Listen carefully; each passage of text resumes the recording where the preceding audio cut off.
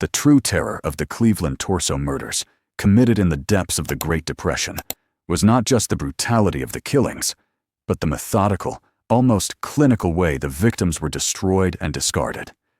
This was a killer who operated with unparalleled arrogance and anatomical knowledge, dismembering his victims with such precision that the victims' identities were often lost, turning human beings into anonymous, scattered parts. Hi, welcome to the channel. If you enjoy true unsolved crimes, consider subscribing to the channel. It really means a lot to us. From 1935 to 1938, a phantom known as the Mad Butcher of Kingsbury Run preyed upon the fringes of Cleveland society, the transients, the impoverished, and the forgotten inhabitants of the city's grim, sprawling shantytowns. The location itself was symbolic. Kingsbury Run was a ravine that cut across the city's southeastern side, crisscrossed by railroad tracks and bordered by cheap, makeshift dwellings known as hobo jungles or shantytowns. It was a place where people disappeared easily and where the authorities rarely looked. The horrifying pattern began in September 1935, though the true first victim may have appeared months earlier. The official victim count, the one that forms the backbone of the investigation, stands at 12, though lead investigators believed the total may have been closer to 20.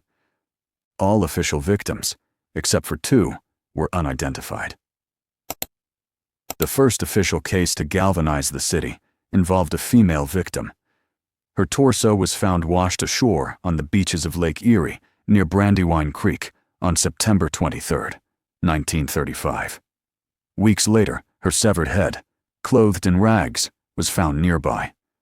The body had been expertly drained of blood and chemically treated to resist immediate decomposition. The dismemberment was performed with astonishing skill, the neck, arms, and legs separated with surgical precision, leaving clean, distinct cuts. The victim was never identified, remaining officially known as the Lady of the Lake or victim number 1. The autopsy determined she was a white woman, approximately 30 to 40 years old. On the very same day that the Lady of the Lake was recovered, police made another gruesome discovery less than a mile away, deep in Kingsbury Run. This time, the victim was a white male. His body was found decapitated and emasculated, posed near a homeless camp. The torso showed the same professional dismemberment and the same lack of blood. He was also never identified, remaining victim number 2. The simultaneous discovery of 2 bodies bearing the same horrific trademarks should have instantly signaled a serial predator, yet local authorities initially struggled to connect the incidents, viewing them as isolated crimes related to the volatile transient population. The terror returned with the winter cold. The police discovered the dismembered body of a white woman in an empty lot near Jackass Hill, a slum area along the Run, on January 26, 1936. Her head was found later in a nearby sack. The body showed the familiar, ritualistic signs. The skin had been washed, the limbs expertly severed, and the body had been systematically drained of blood. The brutality and precision of the killer, coupled with the continued anonymity of the victims, were establishing a horrifying pattern. The initial failures of the local police to solve these cases, combined with the escalating panic, brought in the intervention of the city's most famous public figure, Safety Director Eliot Ness. Ness, the legendary former leader of the Untouchables from Chicago, had been appointed Cleveland's Director of Public Safety in 1935, tasked with cleaning up a city rife with corruption and crime. He was seen as the incorruptible hero who could solve any mystery.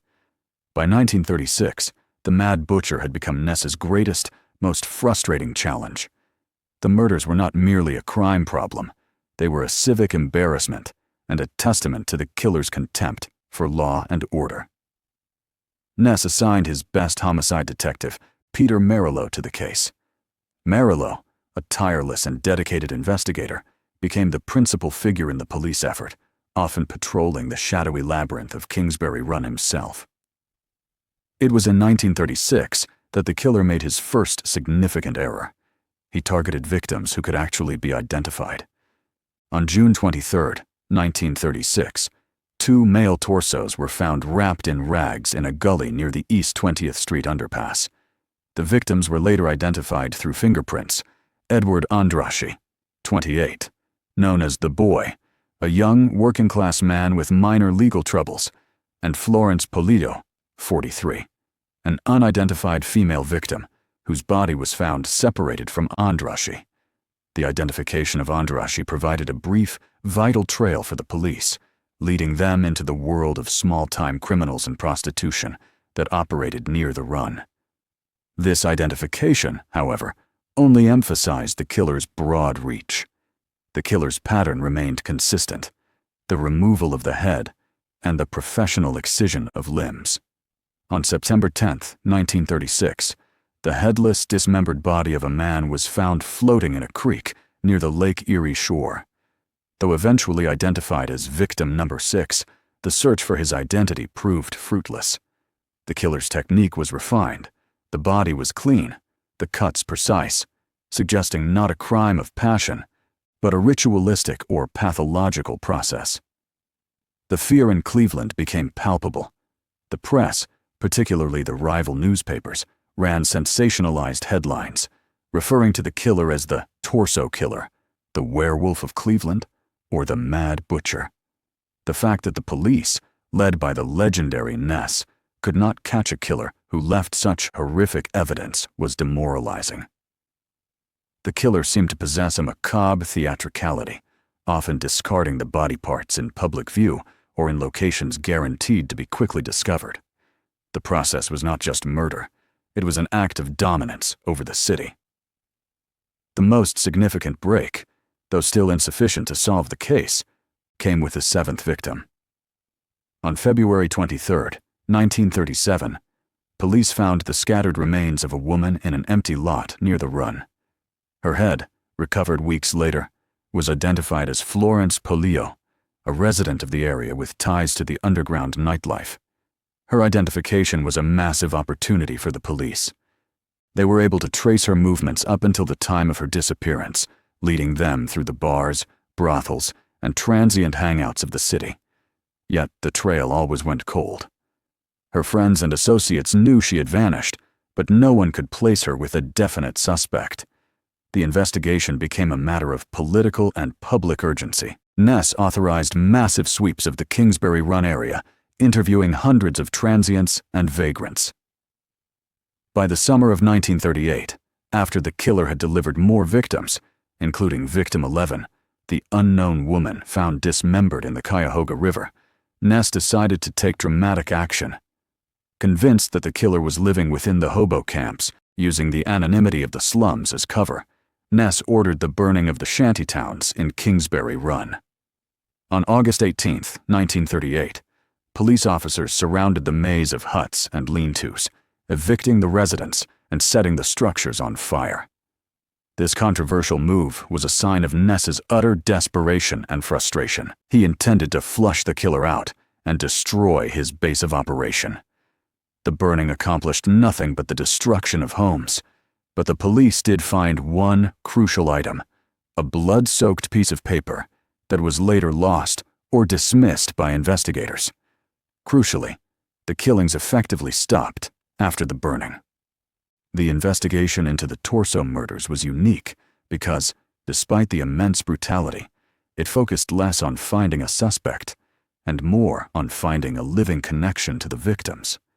Detective Merillo believed the killer was not a transient, but a local resident of Cleveland, perhaps educated, with ties to the medical profession or the slaughterhouse industry, given the anatomical skill involved. The number of official suspects was high, but 2 men dominated the later investigations. Frank Dolezal, a bricklayer with a history of mental illness and alcoholism, lived near Kingsbury Run and was briefly acquainted with Florence Polillo.